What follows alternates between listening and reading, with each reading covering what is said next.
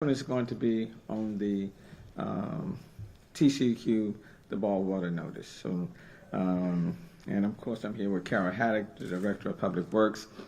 So let me say good morning. Let me thank all of you for being here. The City of Houston main water system is currently, as you know, under a ball water notice with two caveats. This does not apply to Kingwood, and neither does it apply to those who are serviced by the Clear Lake Water Authority.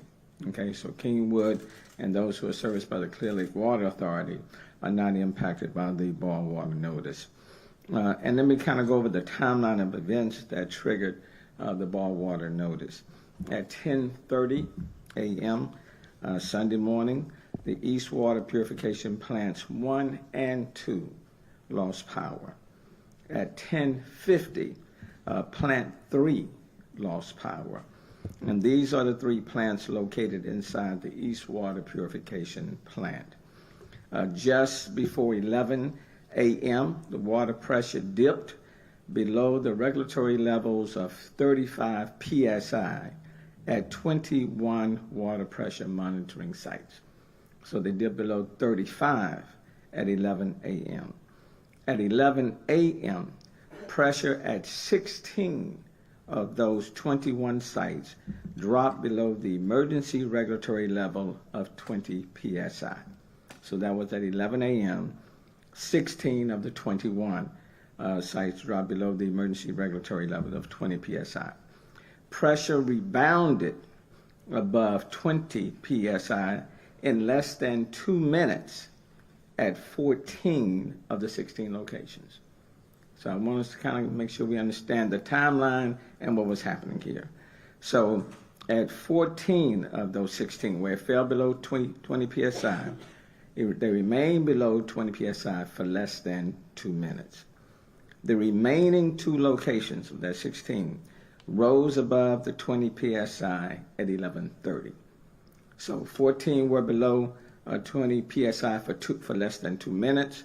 2 of the sensors rebounded above the 20 psi in 30 minutes. For 5 of the 21 sensors, they never fell below 20 psi. Okay. A plant electrician arrived at the East Water Purification Plant at 11 a.m. to troubleshoot the problem. Further investigation by the Houston Water found that 2 transformers at Plant 1 went offline due to a ground trip and current overload. The electrical feeder from Plant 3 also experienced a ground fault trip. Both Sabre, that's S-A-B-E-R, B as in boy, E-R, the electrical contractor, and Centerpoint Energy were on site to investigate how not one transformer faulted, but the redundant transformer also failed. And what I'm being told, even when you have the grid providing power and you have your generators to step in, when these two transformers failed, it prevented the power to the system. Power was restored to plants 1 and 2 at 12:15 p.m. Sunday. I'm sorry, p.m. Yes. At 12:15 p.m. on Sunday, and power was restored to Plant 3 at 12:30. So in terms of the power disruption, 2 hours from 10:30 a.m. to 12:30 p.m. 21 sensors, 16 of them fell below 20 psi. 14 of the 16 stayed below for less than 2 minutes, and 2 stayed below for 30 minutes. Power was restored at 12:30 p.m. Full water pressure was restored to all 3 plants by 3:30 p.m., and all locations were back at 35 psi's. Further investigation and testing on the breakers, transformers, motors, and feeders found a bad cell in Plant 1 transformer. And I have asked for a complete diagnostic review of this system to further verify and to identify how we make sure it does not happen again. The Houston Water field staff verified all pressures across the system. Houston Water, in communication with TCEQ, determined a boil water notice needed to be issued on Sunday evening, and that was somewhere around 6 p.m., 6:40 is when that decision was made. Conversations with TCEQ were taking place from 2:43 p.m. up to 6:40. And it was at that point, based on the data, based on the sensors, that it was a decision was made that a boil water notice was to be issued. And one of the reasons why it took that long, because as you can see, for 14 of the sensors, they remain below 20 psi for less than 2 minutes. And for 2 sensors, they remain below 20 psi for 30. So there were questions as to whether or not even a boil water notice needed to be issued. A decision was made out of abundance of caution to issue the boil water notice, and it was done. Notice was sent to the public at 6:44 p.m. Sunday night. And here's where we stand right now. The TCEQ approved our water sampling plan at 10:41 p.m. Sunday night. And I want to thank TDM, Texas Department of Emergency Management, and TCEQ for working with the Houston Public Works Department. They approved the water sampling plan at 10:41 p.m. Sunday night. Samples were pulled from 29 locations at 6 a.m. and 9:30 this morning. 2 locations, and out of, again, abundance of caution, just in case if the first sample didn't pan out, then we had another sample ready to go. All the samples arrived at Houston Water Labs by 9:45 this morning. The samples will then sit and incubate for at least 18 hours per state regulations, and the first reads of the samples will be taken at 3, that should be 3 p.m. Well, we'll review it, but the first official read that we can do is at 3 a.m. At 3 a.m. to determine if the water is free from contamination. Those results will be sent to the TCEQ for verification and to determine if the city can rescind the boil water notice. Although there'll be various readings throughout the day that will give us some indication as to whether or not we anticipate the end result to be a very positive one. We are optimistic the results will come back clean. The TCEQ will notify the city once we can rescind the boil water notice, and it's our hope that we can get a positive word at least late tonight or early on tomorrow morning, because we would love to see schools resume, businesses continue to function and open up if they have had to close, and if there are any surgeries that are having to be postponed, hopefully they can proceed on tomorrow. So that's where we are.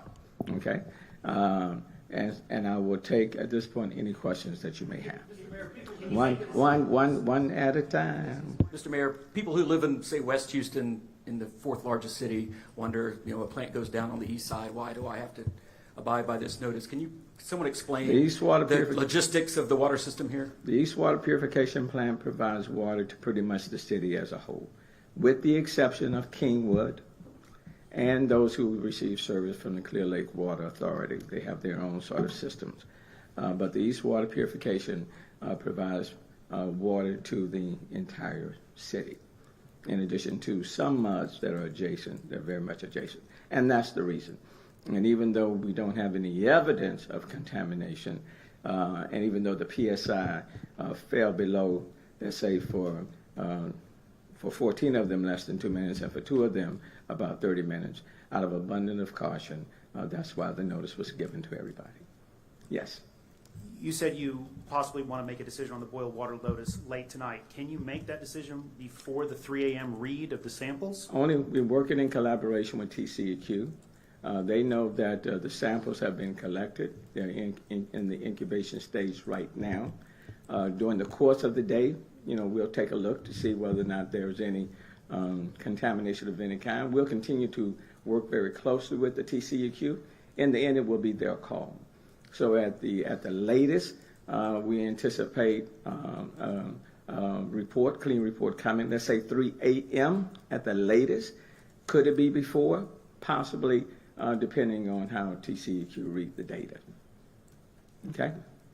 Yes, sir. Can you elaborate on why redundancies did not take over when a transformer Two failed? transformers When two failed. transformers They failed, can- or they- is there a need for an additional redundancy that does not exist in the system? The first transformer failed, and then the redundant one was the second transformer, which coincidentally and uniquely also failed.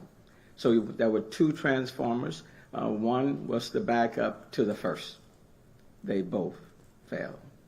And then you do have backup generation, but when you have the two, and Carol, you tell me if I'm misstating anything, when you have the two transformers that fail, one was the backup, and you can't connect to the grid where the power is running, and you can't connect to your generators, then you have a very unique and unfortunate situation. Now, I have instructed Public Works to do an overall review of our system, a diagnostic review, to see how we prevent this from happening again. I will tell you we had a similar problem last year, I believe, at the HEC Center, where on a nice day, the power also failed. So that occurred before. This is not the first. It's the first in this particular situation, but the backup was the second transformer for the system.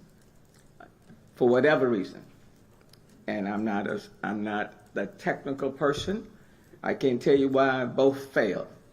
But, stuff, I will say stuff does happen. It's unfortunate. A lot of people were impacted and are impacted. Certainly apologize for that.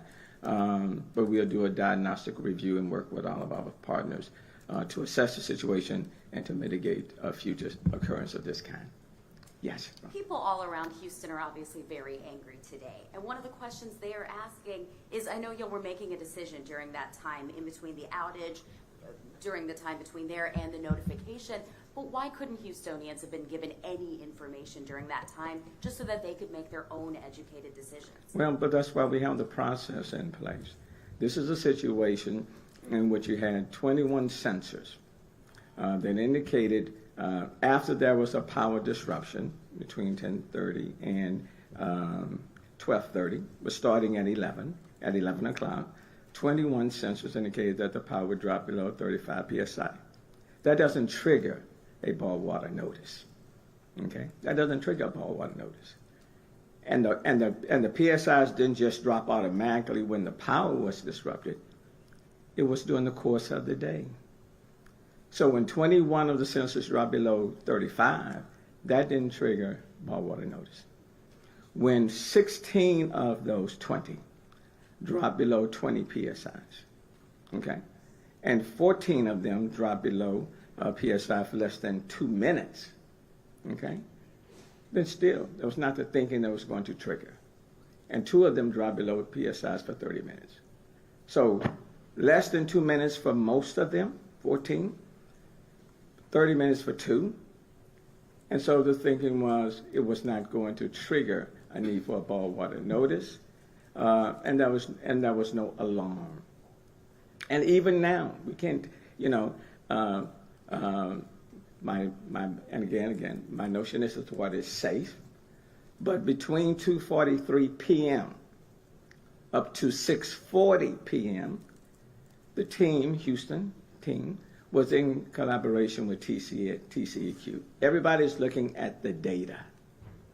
Everybody's looking at the data. A decision was then made out of an abundance of caution, okay, to then issue the boil water notice. And under the normal processes, you have a city, municipality, has 24 hours to issue the boil water notice from the time of the incident. You have 24 hours. So I can understand people being angry, but what I can say to people is that this was a situation that was not being overlooked, ignored.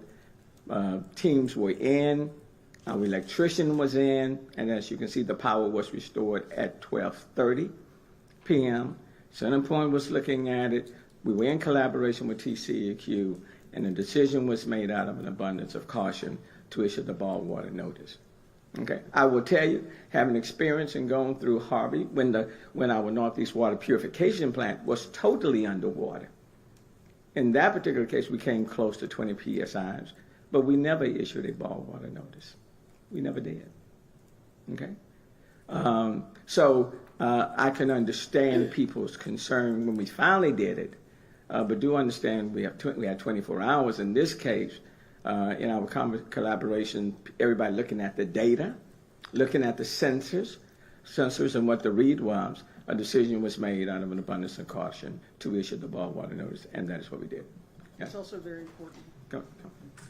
It's also very important to note that we had no indication that the system had been infiltrated, unlike when we had the 96-inch line break where we knew that the system had been exposed, that the potential for contamination to get in. In this particular case, the system had not had any indication that we had the potential for contamination to get in while we went through this, which was why we went through the process of calibrating the pressure reads and working with TCEQ over the course of the afternoon.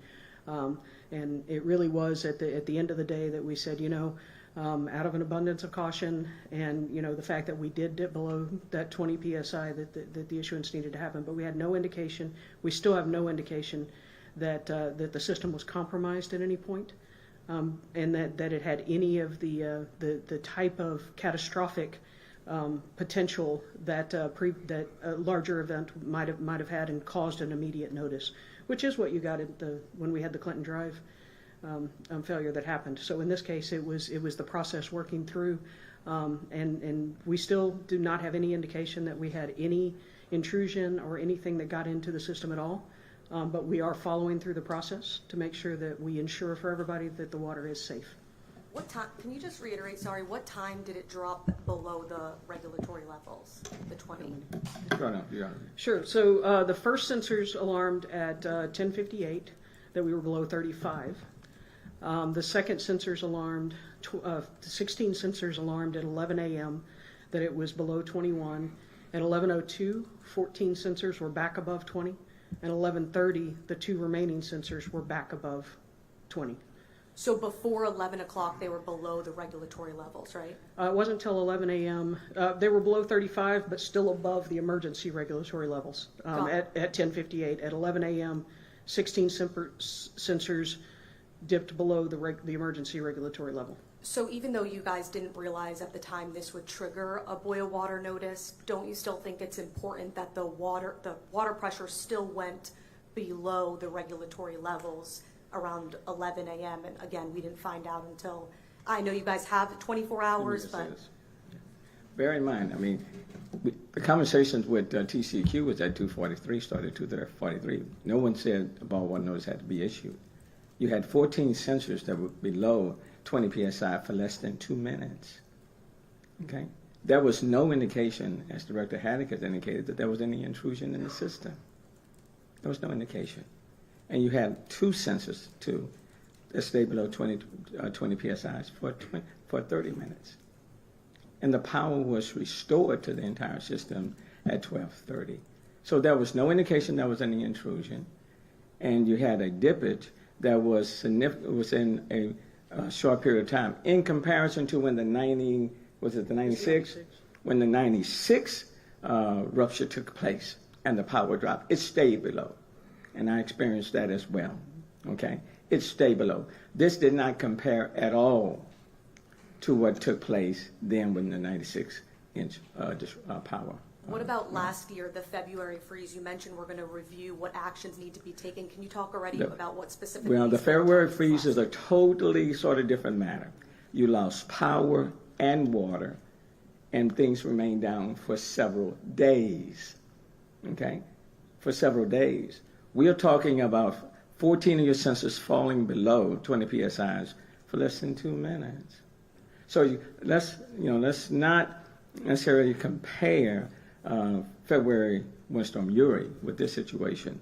We do have 2 transformers that malfunction, and so we do need to do a diagnostic test analysis on why that occurred and how we can prevent that from happening again. Can you talk quickly about the infrastructure at that plant? I saw some pictures where you see molded and rusted equipment.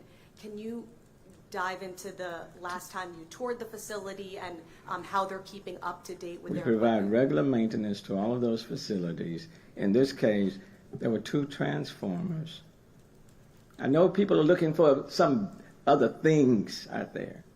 There were 2 transformers that fell. Would we prefer that not to occur? No. Okay. But the team was on it. They reviewed it. The electrician was out there within 30 minutes. Within 30 minutes, they were out there. And then Centerpoint was also out there. Now, do you want to give a boil water notice to a city of 2 million plus people? No. And affect schools and businesses and surgeries? No.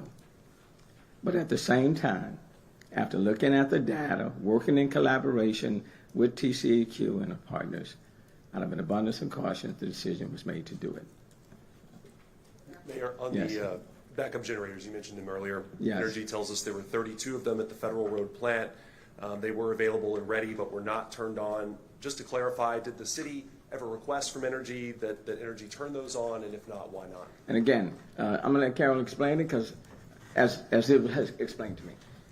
So no, so we did not request the backup generators be turned on because our actual primary feed through the grid was actually still up and providing electricity. The failure was inside the plant that was between the supply side and getting to our treatment facility. And so even if the backup generators had been on, we would have had the same problem. And so the primary focus in that 2-hour window was getting those transformers reset, getting that backup and getting the power through it. So we did not call for the backup generators, but they would not have made a difference since that was not, the supply of power was not the issue. And a brief follow-up to a question over there earlier. You mentioned the sensors. Where were they located? Were they spread throughout the city, or were they just at that one plant? So we have sensors throughout the city. The 21 that alarmed are primarily the plant is located near the intersection of Clinton and Federal Road, so on the east side. The majority of the sensors were kind of in a swath that went basically from there just inside 610 kind of down, and then there were a couple that continued on a little bit in the northwest area. And let me just say, because the second transformer was the backup to the first, and it also failed, that's why I've ordered a diagnostic review and bringing in an outside team to look and see, to assess what took place there and how that can be mitigated in the future. But the second transformer was the backup to the first. Okay, any other? Final questions, one here and one. Yes, sir. Yes, First sir. of all, I just want to be clear, what specifically did the power outage affect? Was it the treatment process, or was it the ability to pump the finished water out to the system? So it was both. So when it affected the entire plant, it affected the treatment plants from treating water, but it also impacted the ability for us to pump water through the pumps that actually push it into the transmission system. That was actually what caused the pressure loss. We had enough water in the ground storage tanks. It was the pushing the water into the system that resulted in the pressure loss. Can you also explain again about the generators? Because there's a lot of people that were asking that why wasn't there something that just instantly prevented that power disruption? I understand you have to call for the backup generators to come out, but is there nothing on site, given that PSI is such a critical component of water treatment, is there anything on site that could have prevented that interruption in power at all? So that is actually one of the questions that we will be working with the forensics to ask that specific question. We had state of practice redundancy built into our system, but we're gonna push ourselves to go beyond that and ask those questions. The feed fed the entire plant and those pumps. Do they need to be evaluated different? That's going to be some of the questions that we ask through this after action review. Let me just say to you, that was the question that I asked. Okay, because we are designing a resilient, sustainable system. So when I got the call on yesterday, and they told me there was a power disruption, the question that I immediately asked, did the generators kick on? And I was told, no, Mayor, the generators didn't kick on, and I asked why. Okay, why did they not kick on? Okay, and then through a lot of conversations were taking place, and they got back and said transformers malfunction. And I asked, why? Okay. And so what we are going to do, and what I've instructed Houston Public Works, is to do a diagnostic review to explain to me exactly, what took place and how we can prevent it from taking place again, or at least to mitigate. Okay? But the second transformer was intended to back up the first. And then if you have the generators in place when the grid power goes out, and then if the transformers are in between, then I'm still not a happy trooper. So those are the questions that I've asked, and what I would say to the people in the city of Houston, we'll work through the system, we'll do a diagnostic review, and so we'll address that situation. Okay, any other questions on this subject? Does the city plan to distribute any water today, and if not, why not? If there are certain areas, for example, or facilities that need water, we will certainly do our best to make them available. But from all indications, this is not like Winter Storm Uri when you lost power and water.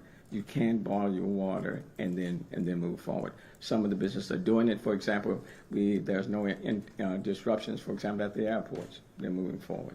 And when it's lifted, is it going to be piecemeal or it's going to be lifted citywide? The Entire city. The entire city. You're talking about if the water notice is suspended, it'll be for the entire city. And again, Kingwood and those serviced by Clear Lake Water Authority are not impacted. Yes. Yeah, I mean, if, for example, with the mayor's office, people with disabilities, if there are people who are needing it, we certainly will be doing our best to provide water for them. And then we've had some other companies to reach out and say if we need their assistance, they're prepared to do that. Okay. I just have a quick clarification question. Sure. Does TCEQ have to order the boil water notice? Yes, they're the ones.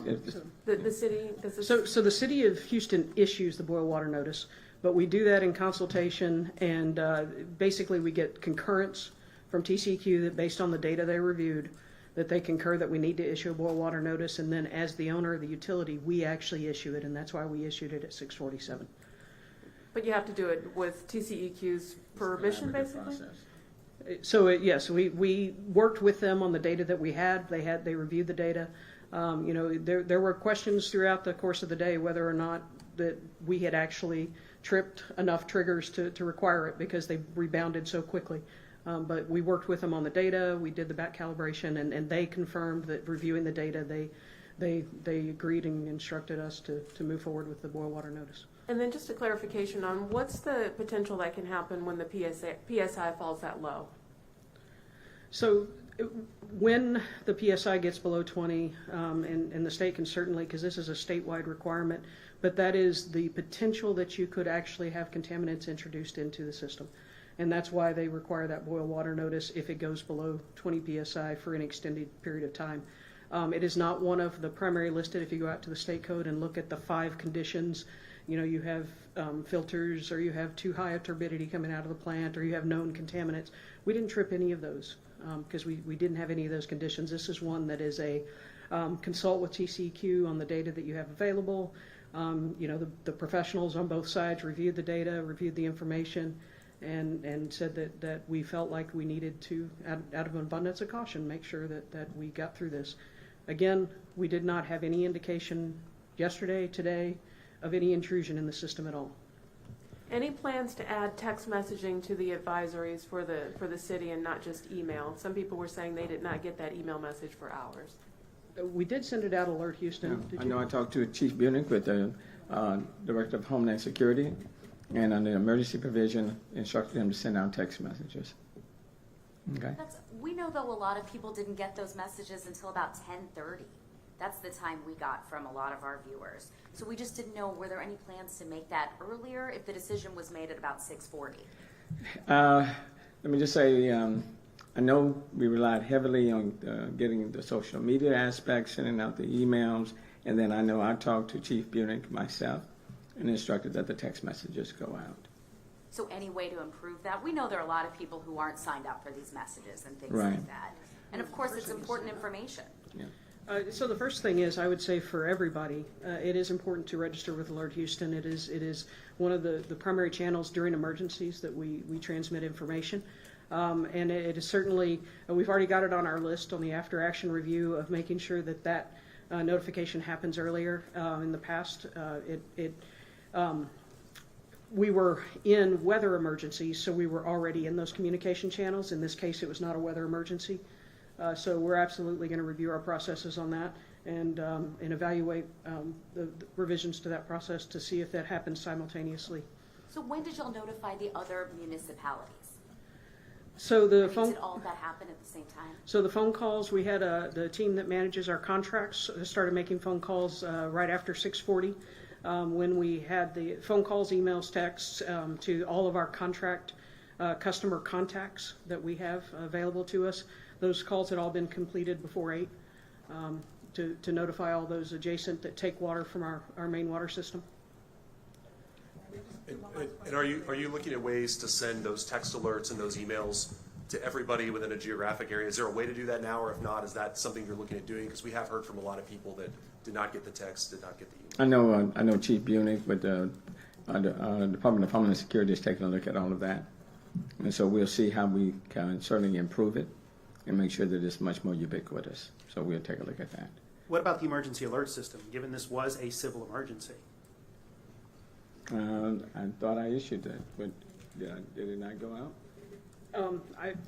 That is definitely something that we will check with the team internally and find out what the processes were. It didn't trigger over to that this time, and I will ask for us to review as part of what the mayor's asked us to review those processes to see if that should have. But Mr. Mayor, you did ask for a triggering of the EAS? I wanted the notices to go out. Of the alert Houston. Of the alert Houston, yes, sir. Okay. Okay. So Ben, this is the third water bond notice as far as that I can recall. One dealt with the 96-inch pipeline breakage, and in that situation, your PSI level was down for quite some time. Okay. Didn't even come close to this. It was down for quite some time. The second was Winter Storm Uri, and we were without power and pressure for several days.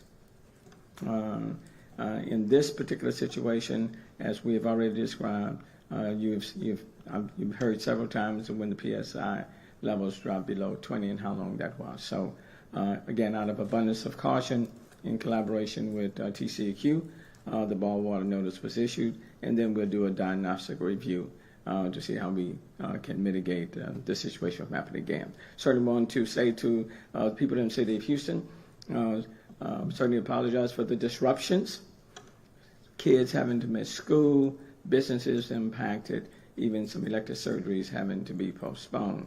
But our hope is by late tonight or early tomorrow morning, we'll get a positive response from TCEQ, and that the ball water notice can be lifted.